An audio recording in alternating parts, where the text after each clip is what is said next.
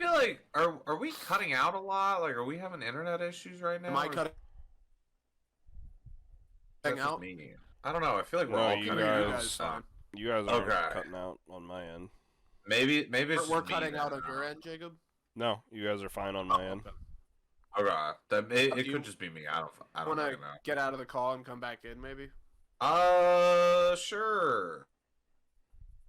What a fucking loser, yeah. And he's gone now. He can't. Oh, hey. Hello. Oh yeah. Yeah. What? Oh, what? We're praising you.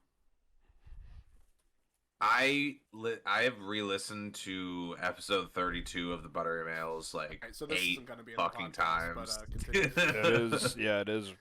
I went back and listened to it once, and it was good. It is really good. If you're a new listener, not in the podcast. No. If you're a new listener and you haven't listened, go back and listen. It's a really funny episode. Episode 32. What is it? 127 million hours or something like it. Yeah. You know what's funny? Yeah, you know when we were really funny? Like a fucking year ago. That's when we were really funny. Yeah. I went back and really hit our stride and. I when I was at the gym earlier, I re-listened to Rude Boy Giuliani, and that I got a really good kick out of that. The one where Rob knowingly went to Starbucks with COVID. Jesus. Listen, everyone, there were still mandates, so like, who's to say? I'm sure nobody knew a thing about COVID. The fake horror movie we pitched where Rob is the bad guy and like living in the ruins of Philadelphia in a destroyed Starbucks, and the John Cena theme is what heralds his arrival for some reason. Listen, I'm sure that the Starbucks closing for 2 weeks after that weekend had nothing to do with me. No one knew a thing about COVID. Yeah, year and a half, they probably just ran out of coffee. I think is what it is. They ran out of coffee. So people were getting very sick. The employees were getting very sick there because they ran out of coffee. You know, after Rob was in there with COVID. There was one time when I was younger, and my dad took. I was probably maybe 9 or 10 years old, and my dad was taking me and my younger siblings to KFC, and we were going through the drive-through. And my dad listed off, was here's everything I want, and there was a couple second pause on the other end. And the girl working the drive-thru was like, sir, we ran out of chicken a little while ago.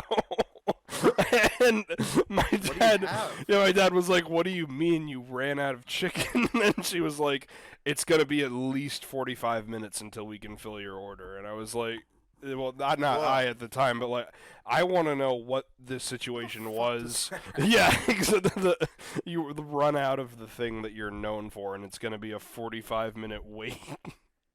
So that means it wasn't in the store. No, KFC. It was KFC. I'm sorry. Yeah, they said KFC said we ran out of chicken, and it's going to be 45 minutes until we can fill your order.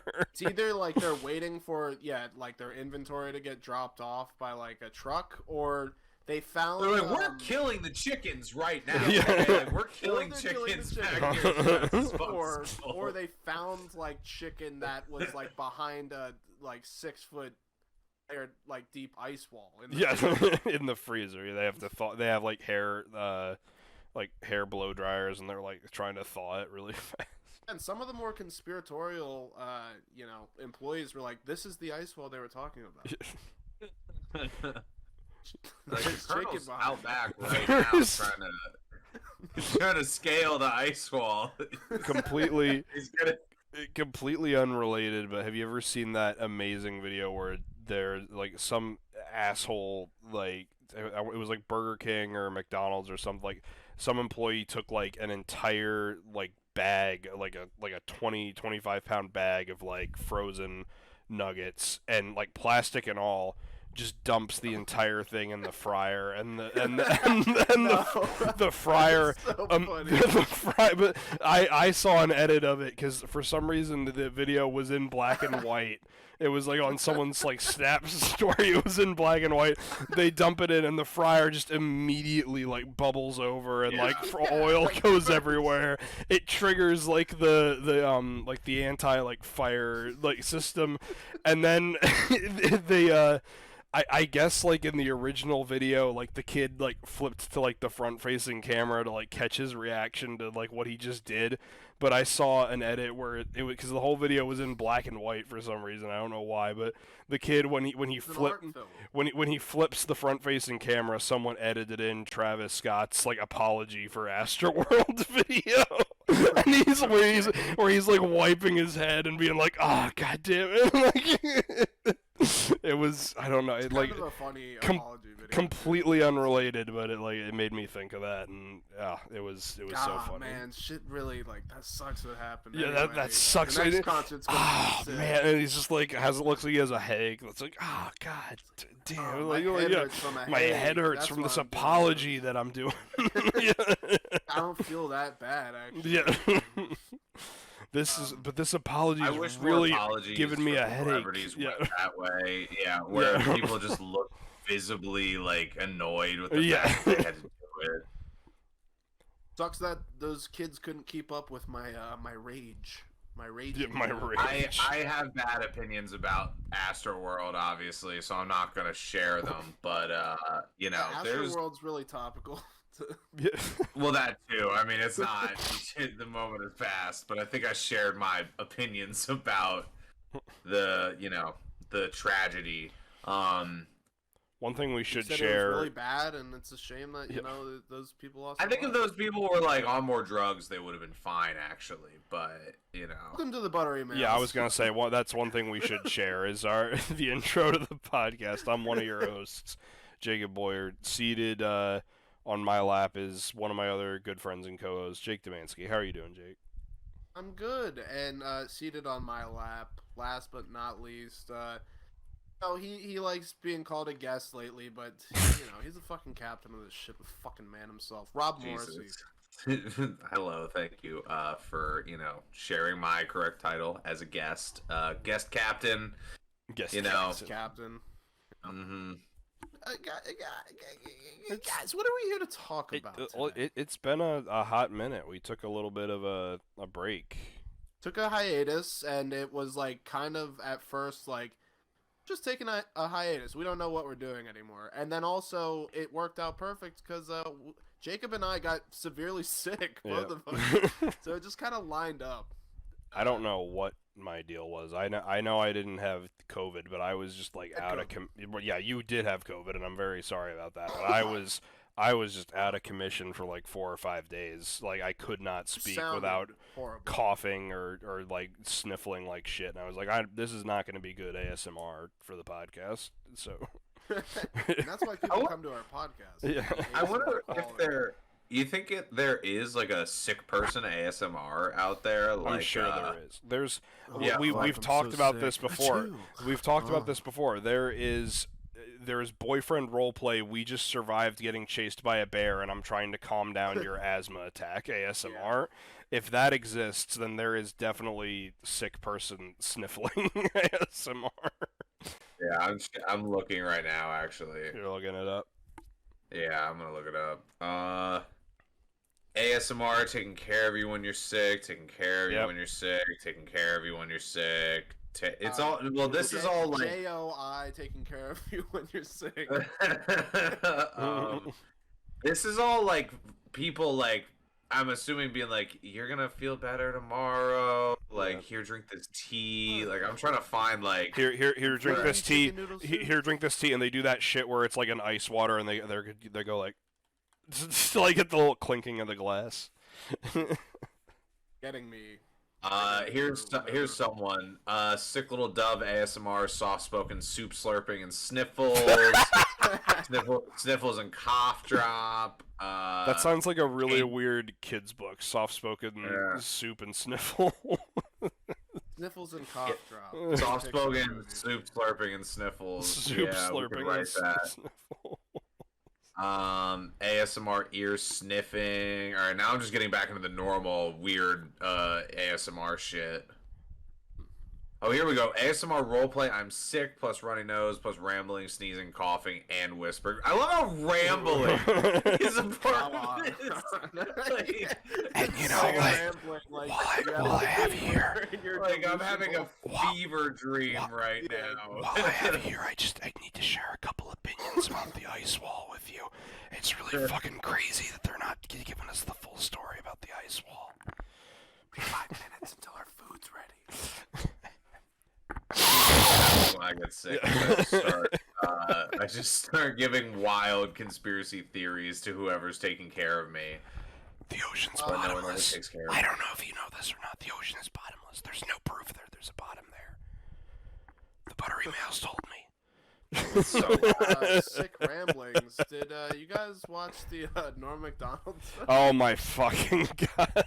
Yes. I did. I was really looking forward to that, and I was a little underwhelmed, I gotta say. I don't think that it was weird. I don't think that Norm lends himself well to that, like, sort of Bo Burnham inside, like, all by myself talking into a microphone and just talking for the sake of talking kind of deal. I think he needs at least one other person to play off of, but it was funny. I laughed at it, but I think it would have been much funnier if he had like that one co-host he had on his, like, the 3 different versions of his show, Adam Egat or whatever his name was, like to play off of. That Norm MacDonald special might as well have been called Norm MacDonald Roleplays I'm Sick plus Running Nose plus Rambling plus Sneezing plus... I mean, there's a lot of rambling. Like, I think that's also his style of comedy too. Is like it's stream of consciousness, but like the consciousness is not very. He plays dumb a lot. Like a lot of his I think the audience adds like bumpers on the side where he has to like maintain a certain level of like through line. But I also wonder, because he did that like right the night before his like cancer surgery that I guess that ended up killing him. I don't think the surgery isn't what killed him. I think that's just like the surgeon. The surgeon just bullet to the head to kill him. Well, but he was, whether it killed him or not, he was going into surgery the next day. I wonder if he had been fasting the day prior for the surgery and just like wasn't on his A game. That's one thing that we need to make clear, listeners, is that Rob did, while knowing, okay, yeah, Norm MacDonald has passed, did not know that it was from cancer. And messaged Jake and I in our discussion, like, private channel, to be like, he looks really sick or something. Has he been fasting? Like, why does he look so thin? Like, I want to make it clear that I know that I'm a huge fan of Norm. I know Jacob is. I didn't know where you were at, Rob, with him, but I like Norm MacDonald a lot. I think like I mainly know him as like a movie actor more than his like movies. Comedy, and his SNL stuff. Obviously the bit of Family Guy stuff he does. I guess I don't know what else I could know him from. I guess I know him from the normal pretty stuff. Much all a lot of the stuff. Yeah. Have you seen his like talk show that he had on Netflix for a while? There's clips of it on YouTube and all that. Is that the one where he does that bit about 9/11 that's so fucking funny? He does that and like a fucking Hitler bit where it's like, have you heard about this guy? Yeah. So, that's his, it's so funny. That's my favorite. Jews. It's like is describing like someone who's like a decorated war hero. Like kind of considerable accomplishments, and then just like acting like he doesn't know who he is or what he's done. That's one of like, turns out he hates Jews, this guy.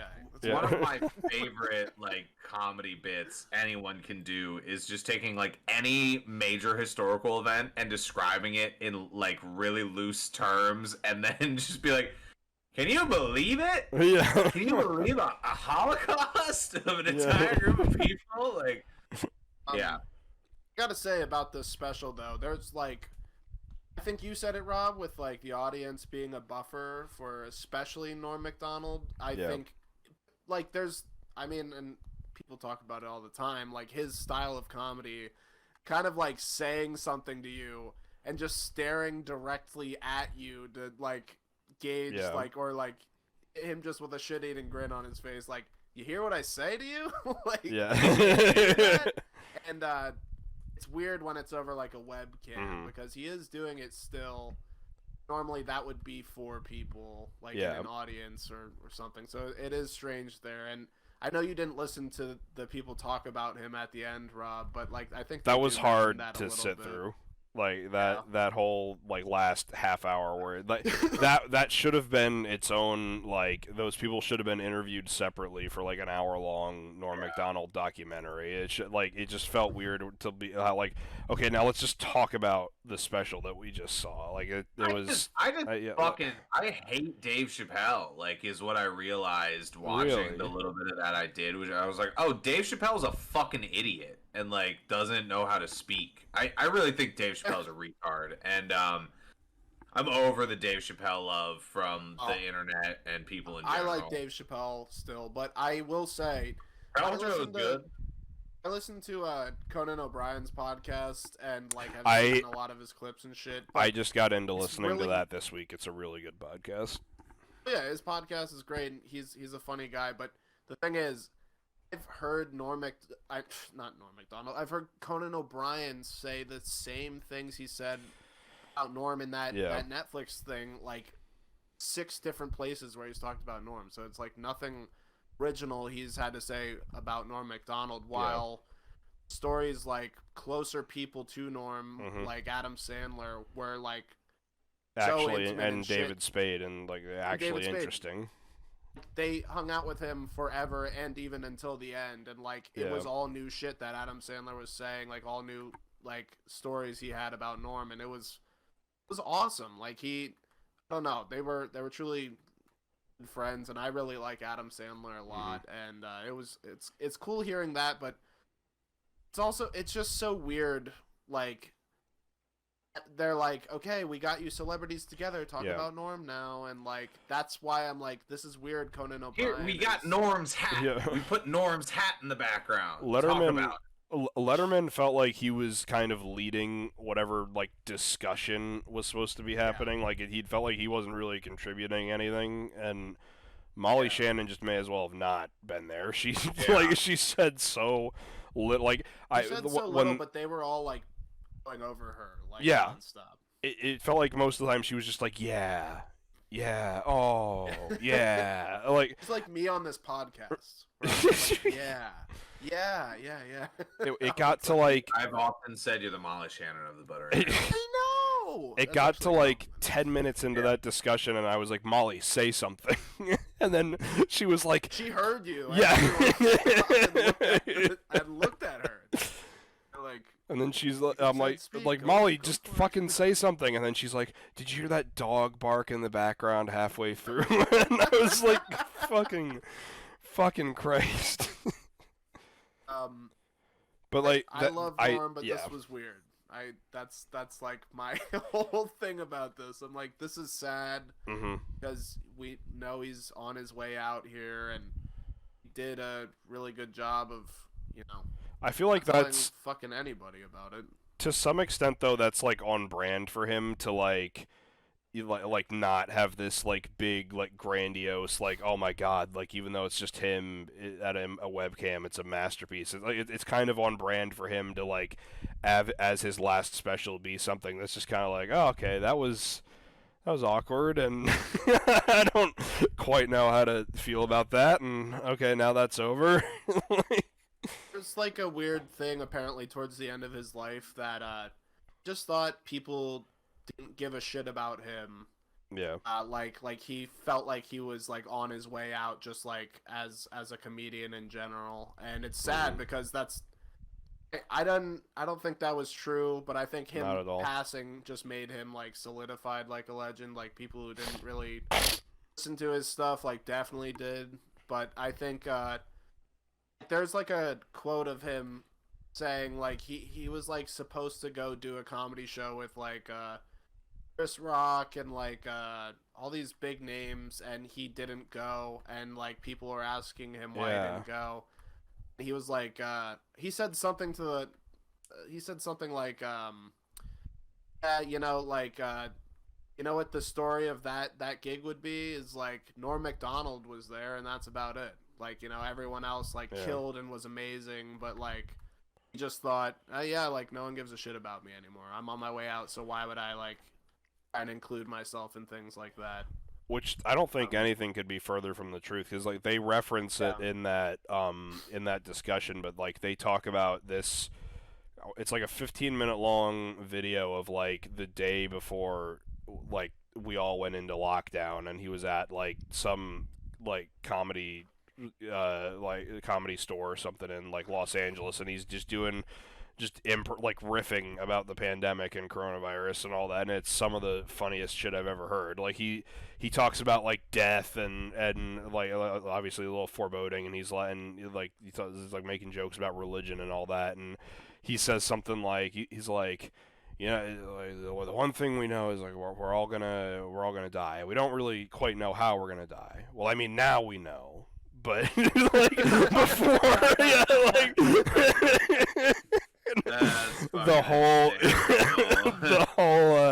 the whole it's like shot on like someone's like phone that's just been like propped up on like the bar in the back of the room, so it's not really good quality, but it's so, and he's in like a Lakers hoodie and like a ball cap, and he's all disheveled and it's like it's so fucking funny. If I'm being honest, I guess this is more just a discussion about Norm rather than it was that special, because not really a lot of standout bits in the special. Yeah, exactly. Like I watched it and I was kind of like not fully engaged, if I'm being honest. Like I was kind of on my phone, and then I'd look back and forth, and like every now and then I'd laugh at something, but it was like just kind of hard to watch because having like all the context, I'm like, oh man, this is sad. It's like, it's not that anyone was making him do that either. That would have been more fucked up. Yeah. There is something like a little weird with like Netflix having this, and to me, I'm like, well, this is like, they're people who are just trying to get $1 off of this guy, like, and they're wringing the last little bit of content they can out of him. Yeah. Like, I know that Norm did want to put this out, that's why he did it, but like, I don't know. Right. It's really weird. I hope all the money goes to the right place, like his family and everything. Yeah. And oh, it won't. It won't. I mean, you know, it's Netflix. He got paid for whatever, like, he got paid to do the thing and sign off the rights. I'm sure that whatever money he got, you know, went into his estate, like, before he died. Like, they're not gonna get royalties for it. All I'm gonna say is, like, fuck Netflix for sure. But I don't know, man. I think that he is like not. I don't think he's like held in as high esteem as like he should be. Yeah, as far as comedy legends go, like he, again, I think he like comes in that level of comedy that is like uncomfortable comedy, where the joke, like it's almost more about him getting a laugh at like your reaction to what he's saying than it is like you enjoying what he's saying. And in my experience, like I feel like the comedians who get more praise are the ones where it's like, no, everyone's in on the joke, right? And I just find Norm MacDonald to be one of those like, no, not everyone's gonna be in on the joke. Like most of the time, people aren't gonna be in on the joke, and you know, you look back at some of his like SNL stuff, you know, start like really like refining that Weekend Update shit, and I think there's a lot of examples of just like, oh yeah, like he was trying to make himself laugh. Like he was he was getting way more out of this than anybody else was, and I think this special is very much that, him getting as much out of it as he could, knowing that there was like potentially the end in sight. the perfect example of what you were just saying, Rob, about like him going out of his way. I don't remember who was talking about. I want to say it was Conan and somebody else, but I could be wrong about that. But I heard like people that were close to him talking about his Weekend Update stuff, and they mentioned that concept that you just said about like sometimes he would just do jokes that he knew would fail because he thought it was funny and he didn't care if other people laughed at it or not. And they were talking about the times where they'd have to be like, no, Norm, like you don't understand. We cannot air that. that is too dangerous. And the example that they gave was Weekend Update, and it's him at the desk, and he says, and in related news, Woody Allen has found his new wife, and it shows a Vietnam War pic, like that picture of that like naked little girl like covered in napalm running away. And they said they tested that joke and it got silence, just like a needle drop silence. Well, you guys are 100% right that's like what he would do, because there was always a test for those Weekend Update jokes. Yeah, and like. It was with a lot of people. A lot of people would be watching those jokes. It was either, I think it's like audience sit in and hear that at like a rehearsal, or it's like the writers and like the production crew and everything. And like, yeah, you guys are exactly right that he would just do the jokes he thought was funny himself. And like, they'd be like, that joke didn't go over well when you tried it, and he's like, yeah, but like, you got to do that joke because that was funniest to me. Apparently, the reason SNL fired him is because they told him, "Listen, there's a producer of the show who's friends with O.J. Simpson. You have to cool it with the O.J. Simpson jokes," and he just didn't. I think it was like the network executive of NBC. I think it was like Ted Turner or something, or I could be totally wrong there. But it was some higher up person. And he was friends with O.J. and then he just kept laying into O.J. and. If anything, he laid into him more after they told him to stop. Oh, yeah, because Norm MacDonald, for sure, is one of those guys who's like, oh, a challenge. I've struck a nerve. I see. Yeah, exactly. That is something cool about, like, David Letterman, too, is, like, right after that whole thing happens, like, Norm, he like, looked up to David Letterman, like, he was like, God. Like, he was like, I love this guy. He's, like, my TV dad, basically. And Norm's first late show appearance was on David Letterman, and he was also the last stand up that Letterman had on his last show. Yeah. Oh, okay. That's cool. When he got fired from SNL, Letterman like had him on and they were talking, and like Letterman was just so adamant of being like, the people over at NBC, and I know this firsthand, are idiots for firing you. You are the funniest person and smartest person around. And, like, they have no fucking anchor anymore, Like, they have there's nothing good going on at SNL. You were the strongest player there, and you were holding it all down, and now they have nothing. And so you can go anywhere you want, Norm. And, like, and just kind of vouched for him at a point where people were, like, unsure of, like, is, like, Norm, like, too crazy or whatever? And, like, David Letterman's, like, he might be crazy. He's the fucking funniest guy ever, though, so... I love Letterman. I think he's really cool, and I love Norm too. So it makes sense that he was part of that panel discussion, then like kind of leading it. It's cool to see that a guy was like, no, I'm sure that this guy's great. And this might make me look like bad, possibly. One other like a more tame version, and I think it's aside from the Professor of Logic at the University of Science joke, my favorite Norm bit that he did on Update that got it didn't get like pin drop silence, but it got boos on air, like people like booed it. Like they throw up like a pie chart graphic with all these like percentages on it, and you're not really looking at it. It's just there in the background for like the bit, and the joke is something like it's something like the punchline is like, oh, women drivers are bad, and according to this pie graph, most women are getting this type of accident, whereas men are more likely to get into this type of accident. Like punchline, women are bad drivers, but and that like that gets a laugh.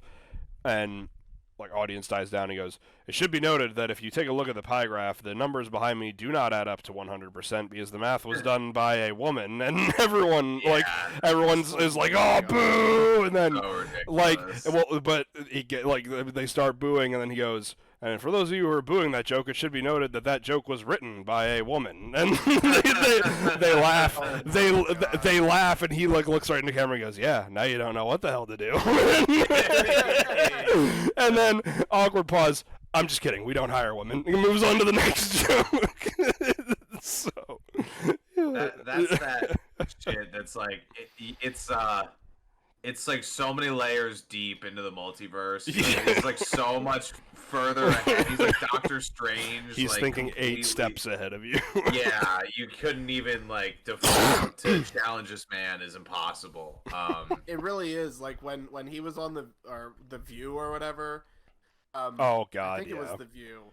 He like so they brought up a picture of him with George W. Bush. Yep. And he's like not like, you know, openly political or like doesn't really like pick even a side there. He just like was like, "Oh, he's the president, like I'll take a picture of him." Like, you know, he just kind of lives life. Yeah. And they brought it up and like in a way that was like, "What are you doing? Why are you here? What's wrong with you?" And so like just not that he's on Bush's side or anything, just to like poke back. It was like, well, I mean, it's like better than that other guy in the White House, like Bill Clinton. He killed a guy. Yeah. You know, and he just goes into it like he's like, "Yeah, don't you guys know this? He killed a guy." And they're like, "You're supposed to be here to be funny." They're like freaking out, just smiling at them like, "What? I thought that was just common knowledge." Yeah. It's so good, but he only does that to like be like, "Oh, you like want to frame me this way? Like, Yeah. Okay, I'll like push it even further, like, and I'll make you feel really uncomfortable." There's like to go any like even a step further with the president's thing, Rob. You'll like this story as he told us when he was on one of his last appearances on Conan. Norm talks about a time where he met Donald Trump at like a late show. Was it? I don't know. He didn't say what it was, but it was like some other late show where Trump and Norm were guests for the evening, and Trump was on first, Norm was on second, and Trump like comes back like off the stage. Yeah, I don't know, like whoever the host was, but Trump like comes back like off the stage for after his appearance, and Norm's like, "Mr. President, can I get a picture with you?"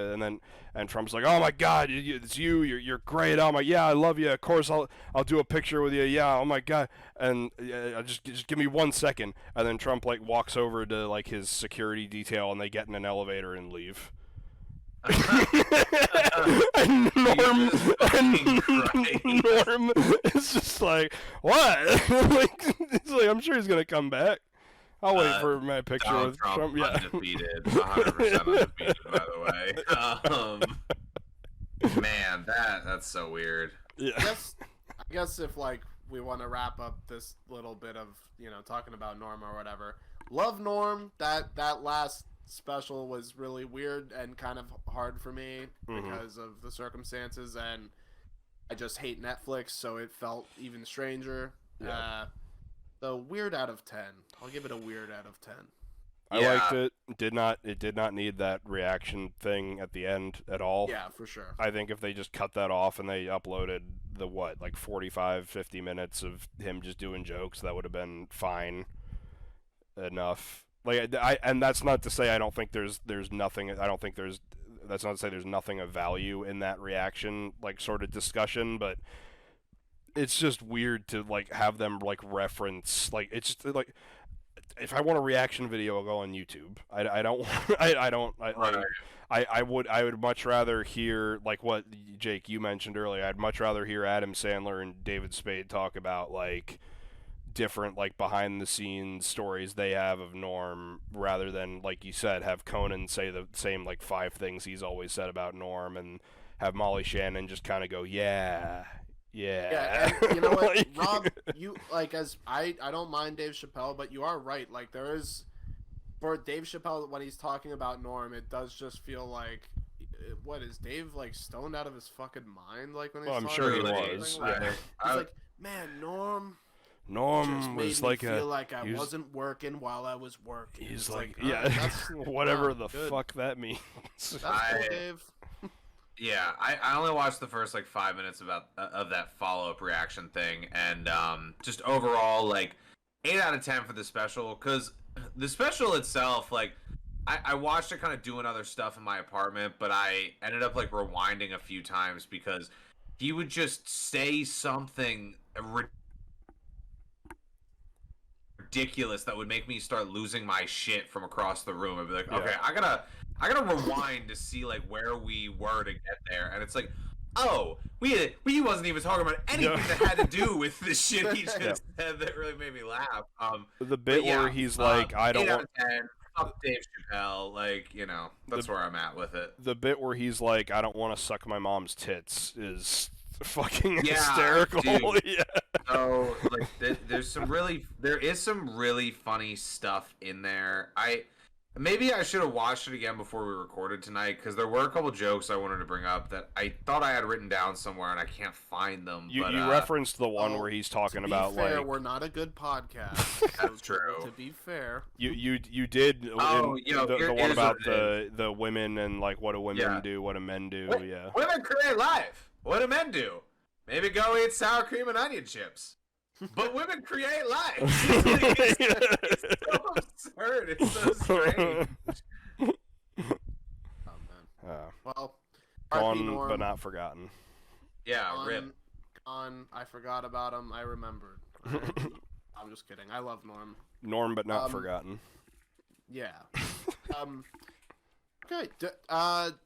Jacob, you have a segment for us tonight. That's in your bag. I do have a segment in my bag. I'm about to take it out of my bag. The long-awaited return of From Bad to Worse. I don't remember when the last time we did this was, but it's been a minute.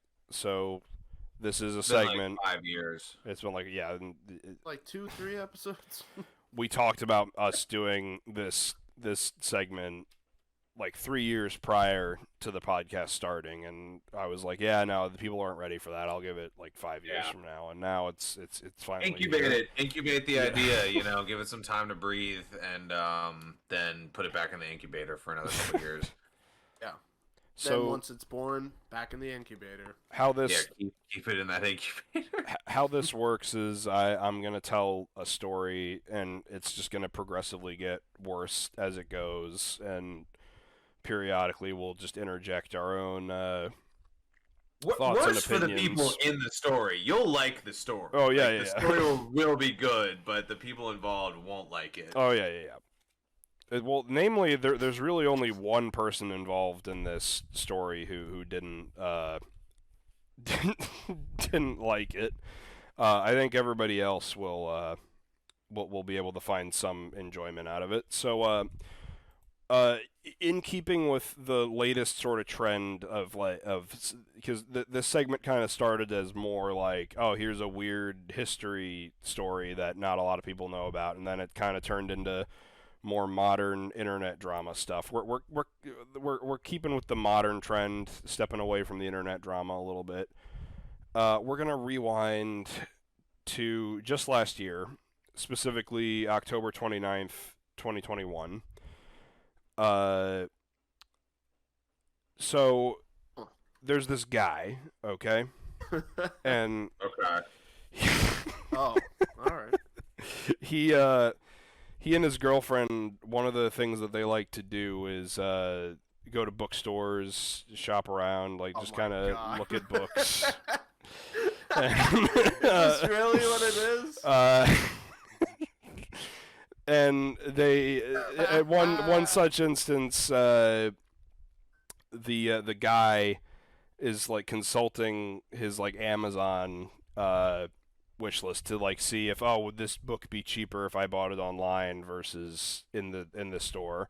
In the brick and mortar mom and pop store, yeah, okay. In the brick and mortar Barnes and Noble, would it be cheaper to get this on Amazon? And while he's consulting his Amazon wish list, I'm intimately associated with this guy. He's a close friend of mine. Okay. On his Amazon list, he on like the recommended books section, he finds a book called The Sleep Experiment by Jeremy Bates, and he goes, "Oh, that kind of looks interesting, and that's relatively cheap. I'll throw that in my cart. I got to buy some other stuff. I'll throw that in there for a couple extra bucks." Not your cart. This guy. Not in my cart. In my friend's cart, and yours. It shows up, and he reads it, Whoa. and he goes, "This is one of the silliest things I've ever read," and this just gets more and more painful as it goes on. He eventually put it down when he was only like a third of the way through, and then the completionist in him was like, "No, I don't want to just. I kind of have to. It's bugging me that I haven't finished that. I got to go back and read the rest of this book. I only have like 120 pages to go. I'm gonna just power through and get to the end of this book." So he reads it, and he is like, "Oh my God, this is one of the dumbest things I've ever read, but it's so silly." And he came to me and he said, "Listen, I hear that you have this podcast with two close friends of yours, and you should totally talk about this book on your podcast." And I was like, "Well, Jay, what? Leto? I don't." We don't really have a book review segment on this podcast. And he's like, "Oh, well, the thing, I thought about that, and the thing is that you have another segment called From Bad to Worse." And I said, "Do tell, Jay." I don't know about this, Jay. Tell me more. And he says, "Well, you should know. It's a segment that you do," and that's what jogged my memory. Is like, "Oh, it's the segment we do." Yeah. And so he gave it to me, and I read it, and I agree wholeheartedly with my friend Jay.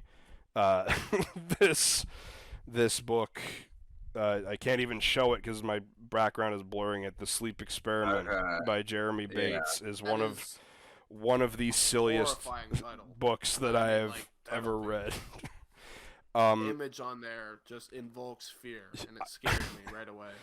So this is more or less just going to be a walkthrough of the plot of this book that just gets crazier and sillier as it goes on. And really, the only person that this is truly painful for is my buddy Jay, who had to read this in the first place because he was tempted by Amazon's flashy advertising.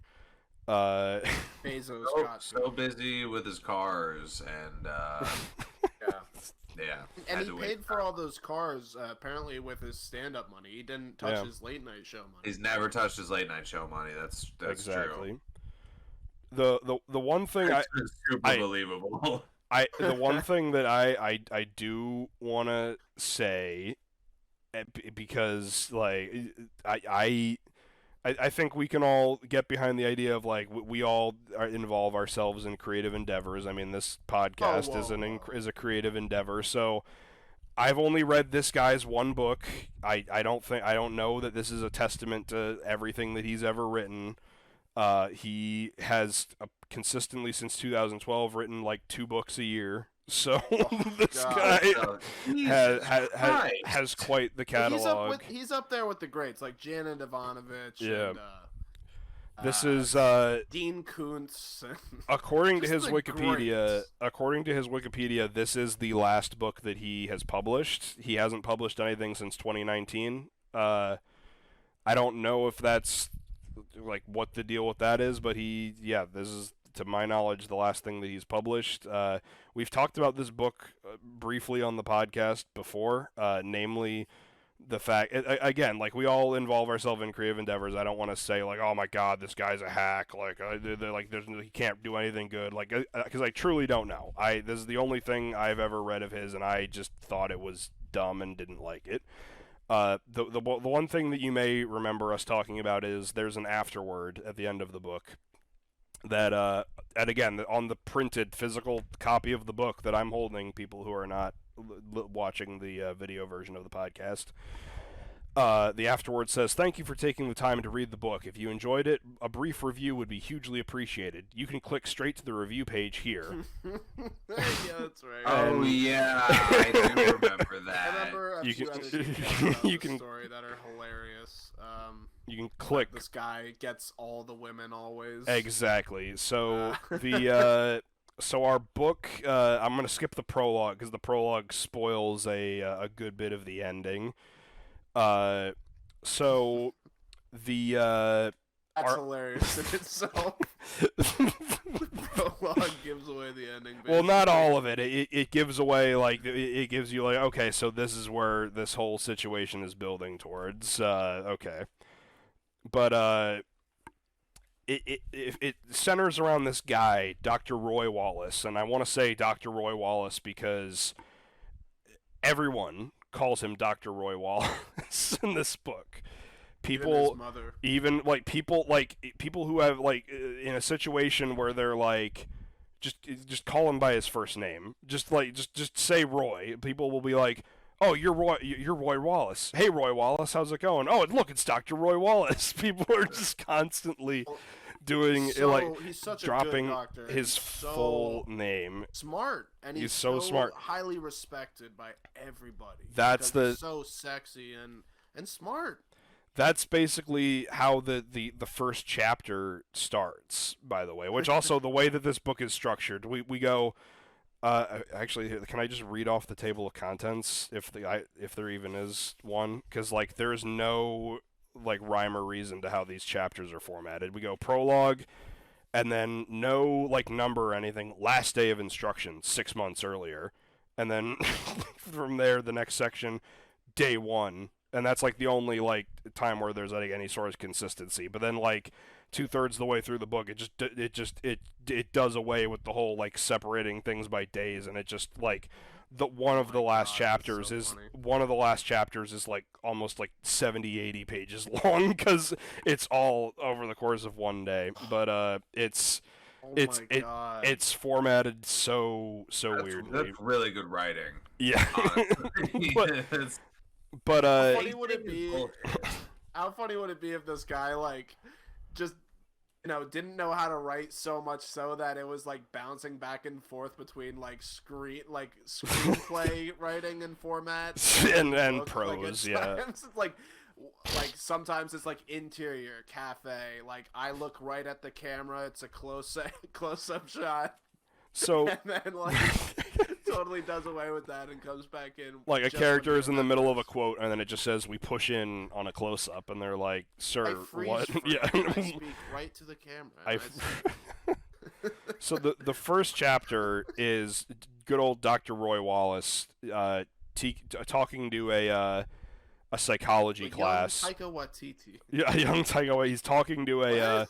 He's talking to a psychology class that he teaches at UC Berkeley.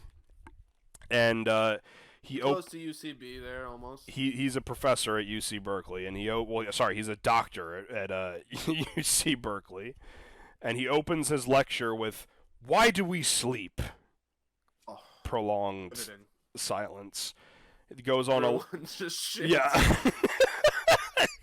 goes on. He goes on a. He talks. I'm just gonna read the first part of his lecture. "It seems like a silly question, doesn't it? Sleep is sleep. It's an essential part of our survival. Sleep, food, water, the big three that you can't do without. Nevertheless, while the benefits of food and water are quite evident to us, the actual benefits of sleep have always been masked in a shroud of mystery." And then the kicker, the next sentence, "The truth is that nobody really knows why we sleep." true at all. This is ridiculous already. The idea of like somebody not getting a lot of sleep and they're like, oh, I feel like shit, and they're like, what's wrong? Did you eat and drink today? Yeah, I did. Yeah. Well, I guess there's something deeply wrong with I me. guess. Yeah. So he goes on a couple pages, basically posing the idea that humans don't need sleep. We've just evolved the habit of going to sleep, and we could unlock our full potential if we did not sleep. is the point of this lecture? Psychosis, schizophrenia, dementia, quickly as you melt your brain is I was gonna say, I like that idea of, like, you know, not sleeping because it's a waste of time. Yeah. However, it's not how it works. So it's here that we were introduced to, like, after his lecture, we're introduced to a student of his named Penny. Penny is an exchange student from, I'm trying to find, I think it's South Korea. Because her last name's Park, and that's South Korea. We're introduced to one of his students, Penny Park, who we find out in a bit of a flashback from her perspective that for one reason or another she has a thing for older men, and this Roy Wallace is like 40 something. I wouldn't consider him like an older man. Like he's I'm sorry, hold on. Dr. Roy Wallace. Sorry, excuse me. He's not much. Him. He's not really. He's not really an older man. He's like coming up on middle aged, but not even there yet. He's like. Isn't there a lot of dialogue about that in the book where she's like, and you're not quite like an older man just yet, right? Yeah. You're like early 40s. There's. Oh, I guess so. I guess I am young. And she goes, yeah, early 40s is very young. We're getting to he that. Goes, wow, but I'm young. We're getting to that, but there is an obscene amount of, like, from everyone that Dr. Roy Wallace interacts with is always like, oh, what's a good-looking guy like you doing over here? Oh, man, you're so attractive. You must... I hear that you're really smart. Like, yeah. Every single person is constantly singing Dr. Roy Wallace's you don't have any gray praises. hair. I'm 35, and I even have a couple gray hairs, but you're perfect. I'm jumping the gun a little bit, but point being, Penny Park has an obsession with Dr. Roy Wallace, and she really wants to sleep with him. And that's like her underlying goal. She's like, I will seduce him. But he's an extremely young man. Rob, there is another exchange student from India named Guru Rampal, okay, who's also in Dr. Roy Wallace's class, and this student is balding, and there's several instances where he's like, man, I wish I had a full head of hair like you, Dr. Roy Wallace. You make that joke, but that is in this book that my friend Jay paid a couple dollars for on Amazon. Jay got duped. Jay did get duped. Jay was duped by this very flashy looking cover. But who's that guy who makes like really bad movies and he's like it's kind of the point where he like makes movies that basically just people. The only reason he makes them is because he has an audience for bad movies. You know who I'm talking about? Neil Breen, Tommy Wiseau. Yeah, Neil Breen. Neil Breen. This guy seems like the Neil Breen of like fucking fiction writing. Yeah. So he's through some ins and outs, it's the end of the semester, and it's explained that Dr. Roy Wallace is running an experiment, that he's recruited Penny and Guru to be like student intern volunteers for the summer to help him run this experiment, and they'll get paid, they'll get college credit. He promises them a bunch of stuff. And the experiment is essentially he has paid 2 Australian backpackers who he just found in California one day to volunteer a month of their time to go into a sealed study chamber in the basement of an abandoned building at UC Berkeley, where he is going to siphon stimulant gas into the room to keep them awake for a month and study them and watch their reactions. And he and these two other students are on like rotating 8-hour shifts to just watch these Australians and take notes about the situation. Guru is like the whole time is like, oh man, I want to learn how to be a successful, attractive man. I wish I had better hair. I wish I had better hair. He's like he says, man, professor, I really like your style and blah blah blah. And the doctor is like, well, if you go to this department store and get this, like you can up your style. And he's like, thanks, professor, I'll go do that. There's another chapter that I don't know how it relates to anything, but it comes out that Guru, since moving to the United States, has, aside from like the occasional home-cooked meal, has only ever eaten McDonald's his entire time there. That's the only food he eats. And the doctor's like, you should try other places. And then Guru's like, I tried Chipotle, and now I will only eat Chipotle, is a line that he says later in the book. What is this? And again, so Guru is like, I'm gonna do this experiment with the professor, but I need to siphon as much like style tips and like as much of his cool. I need to siphon his coolness off before I go back to India, so I can be cool when I go home. And do Penny, people from India eat McDonald's? Apparently not Guru Rampal. Don't Hindis like worship cows or some shit?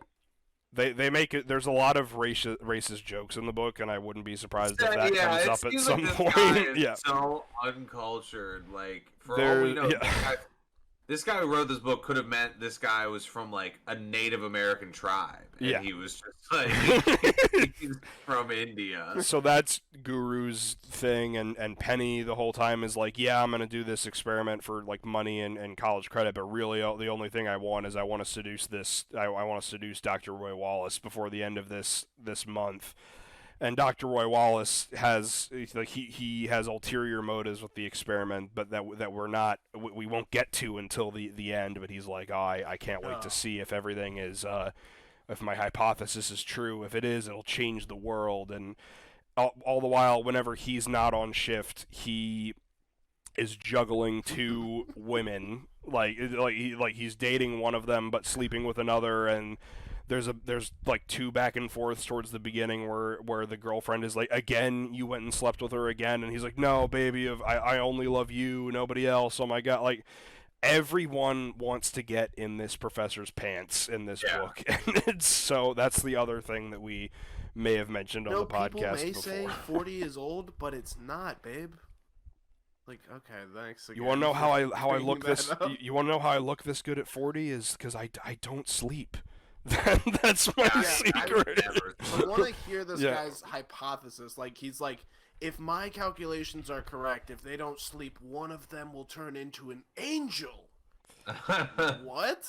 Don't jump the gun, Jake. Sounds like those people who are like, food is like something you don't need. Like if we don't feed babies, they won't get addicted to food and they won't need food. And it's like, you're just such a lunatic. I love it. My baby was so close to achieving godhood, but then he died. He wasn't strong enough. Yeah, exactly. The only person, or the only two people who are not actively trying to seduce Dr. Roy Wallace in this book are the two Australian like backpackers who've been recruited as the test subjects, and I think even there's a female and a male. And they have this whole dynamic where like they hooked up a couple times, and she's like okay, yeah, whatever. When this thing is done, I'm just gonna forget you and go somewhere else. But the guy is like, oh yeah, I think that like there's relationship potential in her, but like even them, I think they each probably have at least one line where they're like, man, Dr. Roy Wallace, like how you look so good. Like I'm sure. If I went back and reread the beginning, there would be something in there like that. So yeah, they have this. How and why is your dick so big and Why are you busting out your dick, Dr. Roy Wallace? That doesn't have anything to do with the sleep experiment. I can't conceal it. I can't help it. It's just there's like not a single pair of pants in the world that can conceal my my massive erection. That's my It's so curse. glorious. No one has a problem with it, and you don't get charged with sexual harassment or any sexual allegations. So, the whole point of this experiment is these Australians are going to be in this chamber in the basement of this abandoned building for a month, and we're going to give them this stimulant gas so that they don't sleep, and we're just going to study the effects, and then we're going to write a thesis at the end of it. And my favorite part is, I was about to say, Jake, there's a creepypasta out there called The Russian Sleep Experiment, which I think is actually really good, and it's about the Russian government experimenting on war criminals in the wake of World War II to develop a gas that could keep their soldiers going perpetually. And it's flawed. I think it's good. It's obviously has internet writing sense to it. It's not a masterpiece, but it's a good creepypasta. And Penny at one point says, "Professor, isn't this kind of like that one experiment that happened in Russia back in the 40s?" And Dr. Roy Wallace says, and it never happened. and Dr. Roy Wallace says, no, Penny, that was just a creepypasta. I admit there's similarities. Oh, what? Yeah, and he's like, I admit there's similarities, but what I'm doing is completely sound and safe compared to what the Russians did in that story. And Penny's like, okay. There's numerous instances. Want to explain the chemistry behind the gas, Dr. Roy Wallace? That happens. That happens a couple times. There is numerous instances throughout this book where both of the students are like, "Professor, how is what we're doing ethical? Can you explain the science? How exactly does this gas work?" And the professor's like, "Come on!" Every time, look at my hair. look at my full head of hair. You trust a guy with a full head of hair? Yeah. Get in there. I'm gonna gas you. I want to I feel like I'm at the part where they do that. I want to see if I can find it, but whatever. I'll send it to you guys later if I do find it. But it basically, as this experiment goes on, the Australian guys are starting off normal, but then they kind of start to deteriorate a little bit, and Guru and Penny are like, "Professor, this doesn't I don't think that we should continue this. This seems like it's hurting their psyche, or it's like this doesn't seem ethical." And he's like, "No. It seems like we're killing them. It seems like yeah." And each time the doctor's like, no, come on, it's completely sound. I wouldn't have been the funding for this wouldn't have been approved had I. Oh, he said no 3 times. Had there was a risk involved at all, and then there's interspersed with these instances of the students being like, "Oh man, this is kind of fucked up what we're doing to these Australians." Penny will be like, "Well, enough of that. Now for my latest attempt at seducing Dr. Roy Wallace." There's one instance where she goes to the lab when the doctor is about to leave. So they go on rotating shifts of 8 hours. Of watching these 2 people in the basement. She goes to the building at the end of his 8-hour shift at some point in the night, and she has purposely been drinking a lot, and she to the point of "Oh well, he'll see that I'm too drunk, and then maybe he'll want to take me home and then take advantage of me." Yeah. Advantage of me? What the fuck? And yeah, again, and Dr. Roy Wallace sees this, sees right through this blatant attack, because he picks up early on. He's like, "Oh, she's trying to sleep with me. She's not being subtle about this at all." Truly at-risk people, not someone who's trying to be taken advantage of. And he just shuts it down. He's like, no, I'm just gonna drop you off. I think she gets like a kiss in, and then he's like, you need to go now. And she's like, okay, I'll take that small victory, but you will still be mine. Like, it's at that point I think she just drops all pretenses and says to him like, yes, no, I am trying to sleep with you, and I am not gonna stop, and I will. Like, yeah. I know. I'm a genius. I know. I'm Dr. Roy Wallace. You say Dr. Roy Wallace. Yeah, at the same time together. It's like, say my name, Dr. Roy Wallace. You're goddamn right. Dr. Roy Wallace. Okay, so like, where do we get to the end of this story? yeah. I feel like if we just go beat by beat in this, it's like, I'm skipping I'm skipping a lot. There like okay. we're about halfway through the book at this point, because this is where it starts to get crazy. It's up to the 80 mark. No.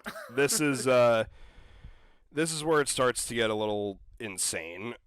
So like the Australians' condition has deteriorated significantly. They the girl is like they both are like antisocial, like the fucking, like, rewinding a little bit in their condition. One of they have like books, and they have an old TV, and they have like DVDs as entertainment, and that's like all that, and maybe some like dumbbells, like that's what they have as like their entertainment in this chamber.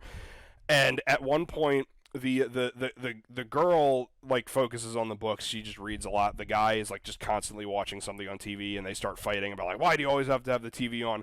The guy, Australian, goes into a fugue state where for like 2 or 3 pages where he believes wholeheartedly that he is Eddie Murphy auditioning for Beverly Hills Cop 2, and and Dr. Roy Wallace has to be like, okay, Eddie, why don't you go like into the other side, because you're agitating Sharon over here. Fuck this. Like, yeah. This sucks. This is so bad. And it's gonna get worse. It's gonna get worse. I'm glad that you you can finally you've caught on to the pain that my buddy Jay was experiencing when he was reading this book. No. He almost touched his late night money after this. It's at this point in the story where Penny has made another attempt at sleeping with him, where she's like Googled his address somehow. I don't know how she does it, but you're saying late night Tonight Show money. Penny looks up Dr. Roy Wallace's address, goes to his house, and it's while he's in the middle of a date with his girlfriend, and she's like, "Hi, Dr. Roy Wallace, I'm here to have sex with you," and he's like, "Penny, fuck off. This is not a good time." But his girlfriend has already like seen that there's another woman at the door hitting on him, and storms out, and Dr. Roy Wallace slams the door on Penny and is like pissed off, and he like throws the expensive dinner that he cooked all over the floor and has a fit. Penny the next day is like, oh man, maybe I fucked things up, and like the first time she shows any inkling of remorse. And so when he goes to relieve her, relieve Penny of her like next shift of watching these people, Penny's gotten to the point where she's like, no, they've like deteriorated a lot, like they're like self-harming, like and they are like doing fucked up shit in there, and they're like doing it like off in like the far corner where like we can't really observe them. We don't know what's going on. We have to stop it. Dr. Roy Wallace is like, no, we're so close. We're almost at the end of the month. We can't do this. And she's like, both almost Eddie Murphy. We're both almost Eddie Murphy. They've both almost transcended to Eddie Murphy. And she said, I don't remember what happens, but one of them does something like truly fucked up, like tries to like disembowel themselves, and Penny's like, we need to stop this now. This is fucking insane. And so she's like, I'm gonna go call the cops. And Dr. Roy Wallace like puts himself between Penny and the door and is like, you're not going anywhere. And I have sex now. And yeah. I would love that if that's what happened. And she just drops. She's like, okay, yes. if you, that is what I was. But like, to Penny's credit, she finally has a moment of clarity and is like, I need to be the morally correct person in this story. And Dr. Roy Wallace strangles her to death. And then, oh my god.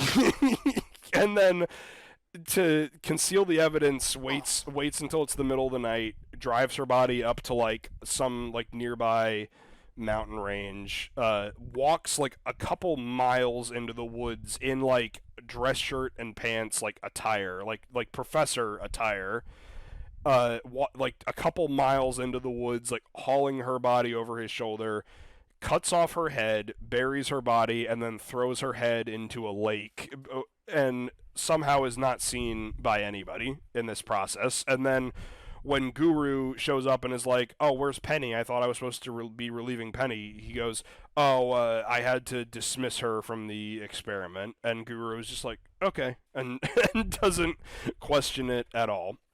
Like, but then Chipotle, would you like anything? Yeah, literally, I just tried Chipotle, Professor, for the first time. Would you like a burrito bowl? And he's like, yeah, hell yeah, I'd like a burrito bowl.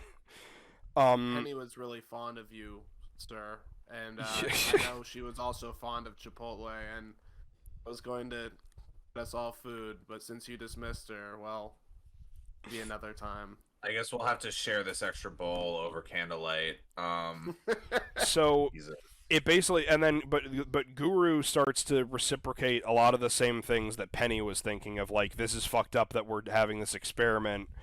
We need to step in and stop this before they hurt like do something seriously fucked up and hurt themselves or die. And it's here where we start to get an inkling of Dr. Roy Wallace's true intentions, and that he believes that essentially that the Dr. Jekyll, Mr. Hyde scenario is real, and the way to unlock it is to force the human body to go without sleep, to separate out the goodness from the madness, to prove that humans are inherently evil, and the only thing that's keeping the evil at bay is the 8 hours of sleep that we do every night.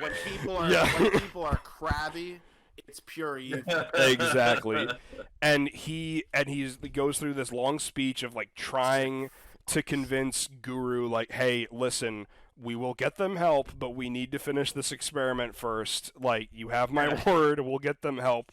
And I'll read. We're like 2/3 of the way through the book at this point. I'll just read like the end of his like trying to convince Guru that what they're doing is scientifically sound, and that they should just wait a few more days to see what happens. He says, "What I'm saying, Guru, is that no scientific discovery has ever set us backwards." Imagine the new fields of psychology our research will open up. The new fields of quantum theory applied to the mind. Jesus, our research may set in motion the steps to one day crack the code of consciousness. And with that, reality itself. Can you dig that, my man? Can you dig it? No. Oh my God. Yeah, I'm completely checked out at this point. I don't care. And Guru says, like, okay, Professor, I understand. We'll wait a few more days to the end of the experiment. Like, no science has ever been wrong before. Yeah, no science has ever been wrong at all. So basically, it gets to the point where they. The girl, I'm going to fast forward as much as I can through the end because like we're dragging on a little bit, but the girl test subject ends up killing herself. I don't remember how she does it. I think she disembowels herself, seppuku style. I think that's what happens to her. I don't know. But she continues to live a little bit past that and is like, look at me, I'm pretty, I'm like in this like insanity induced state of like, I've been up for a month and have not slept at all. And the guy has just like reverted to like, he's like pulled the hoodie over his head and he's like rocking back and forth in the corner, and that's like all he's been doing for days on end. And we're getting to like, he's like, oh, it's the last day of the experiment. Like we're here. This is what we'll do. Because Guru's like, well, we can't cover up the fact that one of them disemboweled themselves and died. And the doctor's like, well, no, this is what we'll do. We'll say that when the experiment ended, they were completely fine. and then we went out to get dinner to celebrate, and when we came back, she disemboweled herself. And yeah, in the basement while we went to get dinner, and Guru, the cops won't know what hit him. Yeah, he has to make that argument several times of like, we can outsmart the police, Guru. It's you and me against the world. By how bad it's you and me and is... Chipotle against the world. So by how bad this writing is, I am like extremely worried that Guru is insanely racist. Yeah, just like the name itself and like the whole depiction of the character. I'm we talked about it briefly, but I am just like severely uncomfortable. It's not like it's not spelled out that he has an accent, but there's at least one or two scenes where people openly mock his accent and his pronunciation of like different words. There's a scene where Guru says to Penny, "Will you please stop pronouncing my name Gulu?" Like how playing into that stereotype of Asian people substituting the word R with like other letters. Like it's anything but racially sensitive. You can hear this author's like justification. Like it's just obviously him projecting his own racism, but like he's like, oh, like, this is really what people think. It's like, this is really what you think, asshole. Yeah.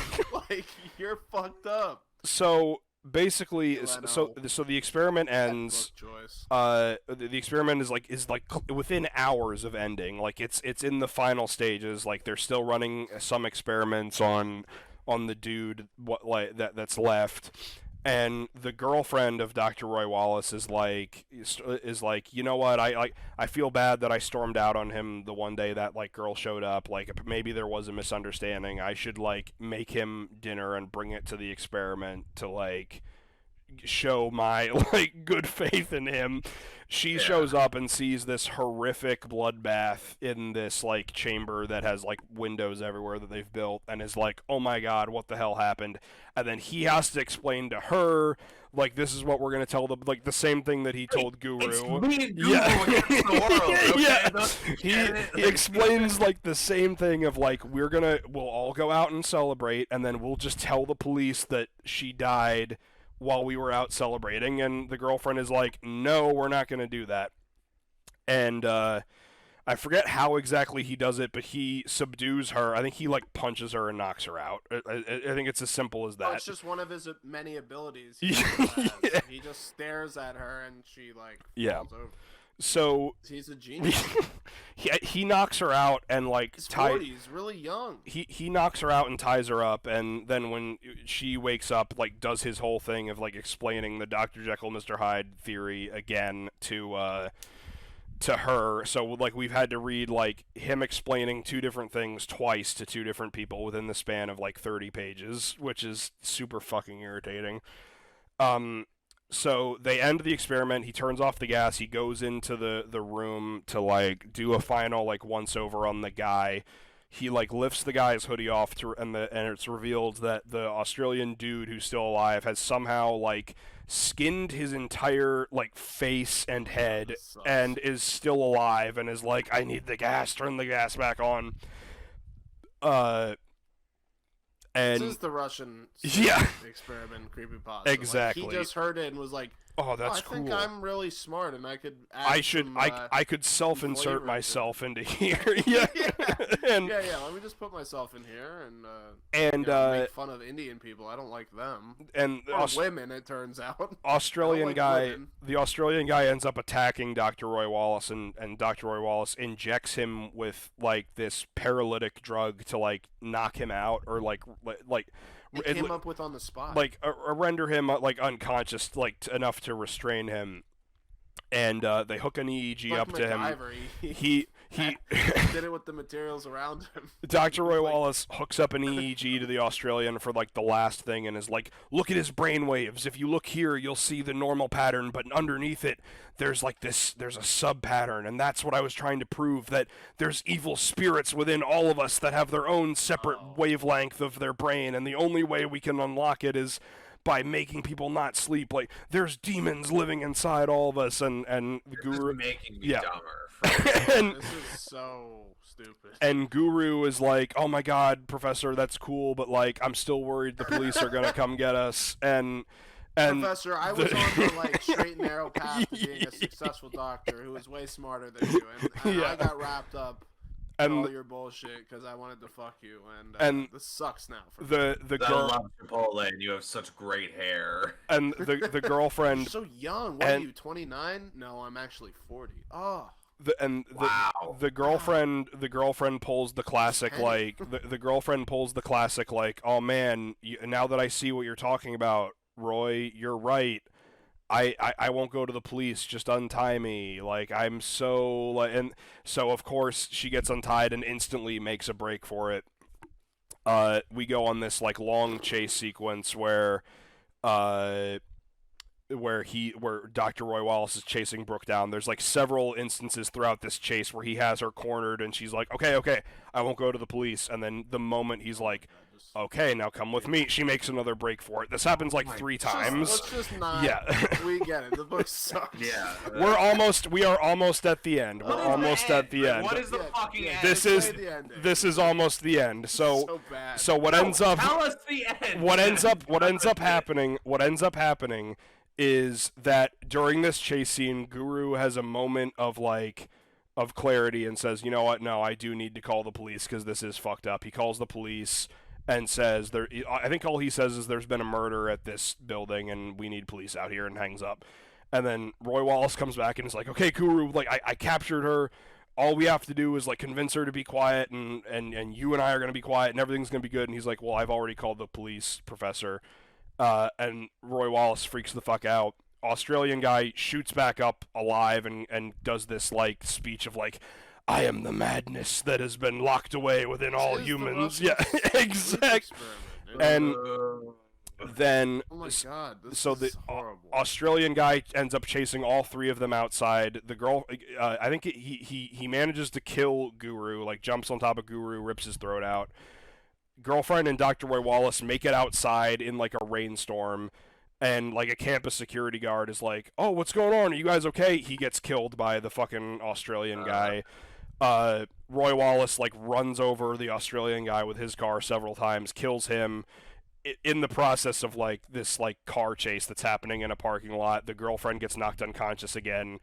He takes her body into the abandoned building and injects like paralytic straight into her spine, God. She gets paralyzed and dies. What is the last thing that happens? And now, so need to be about things that really happen, because this is telling. This is the only time I'll do this. I just needed to share in this stupidity. We're at the epilogue now, to where it's 6 months later.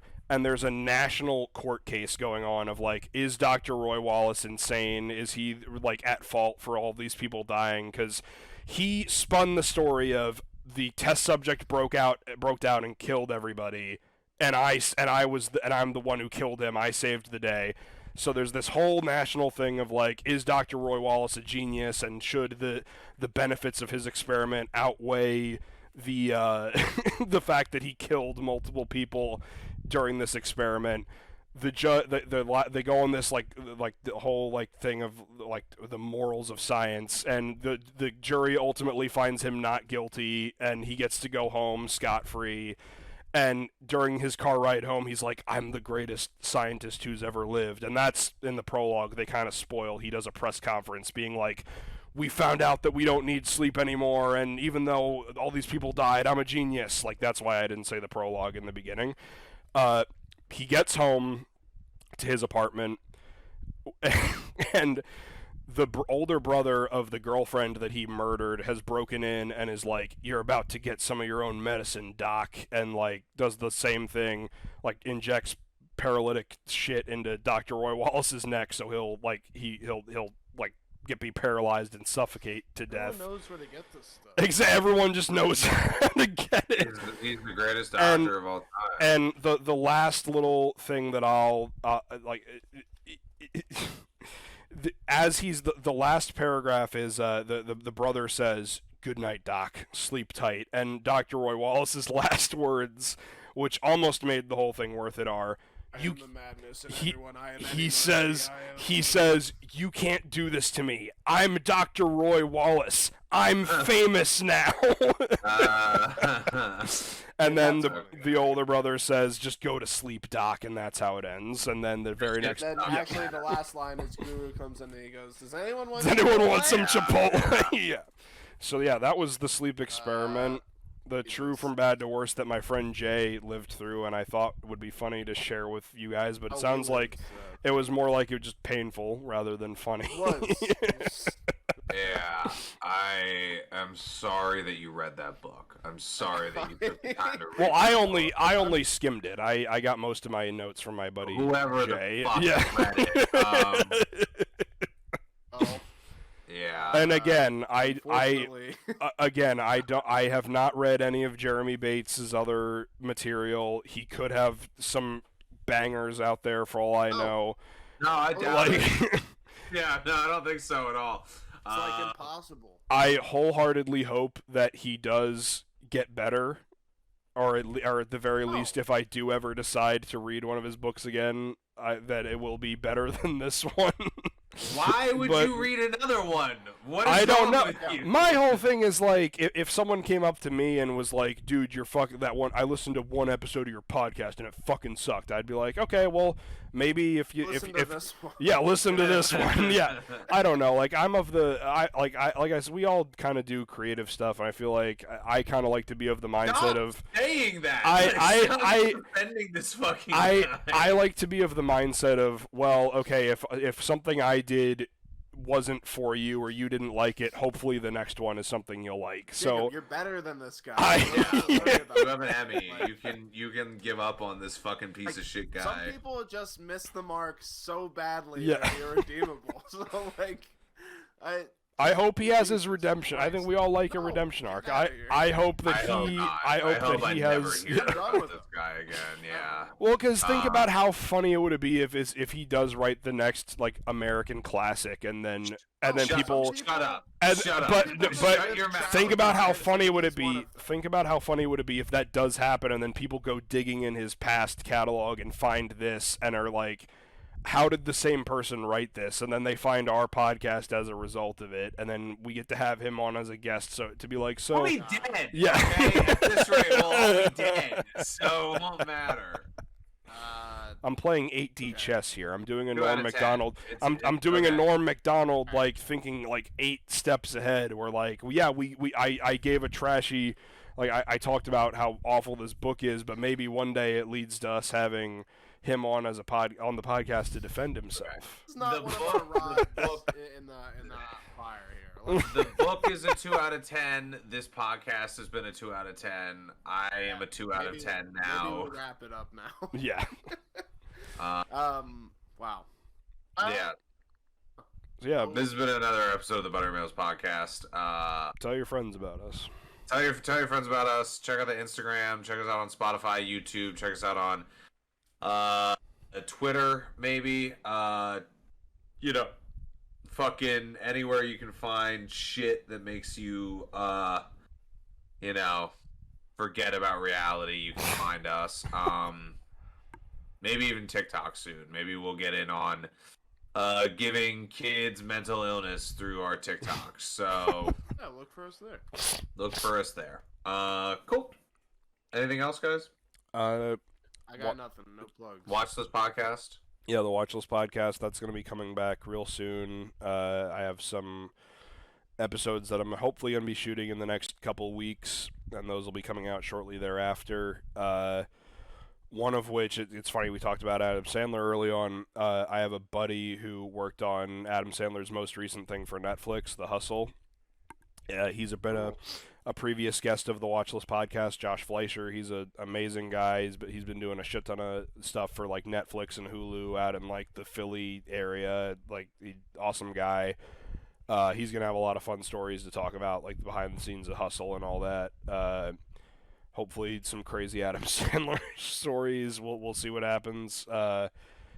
And yeah, that's that. And also Jake's episode of Bottled Up Bitches is already out. Go listen to that. I have an episode. We haven't got to plug it on ours.